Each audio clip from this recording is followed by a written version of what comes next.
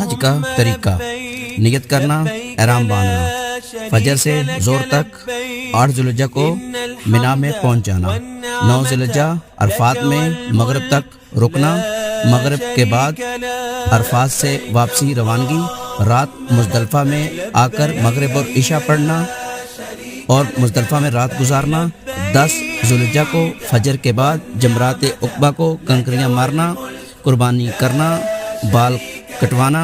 طواف زیارت کرنا، صفا اور مروہ کرنا اور واپس منا پہنچ جانا، 11 ذی الحجہ کو تینوں جمرات کو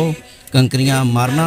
اور واپس منا پہنچنا، 12 ذی الحجہ کو تینوں جمرات کو کنکریاں مارنا اور حج مکمل۔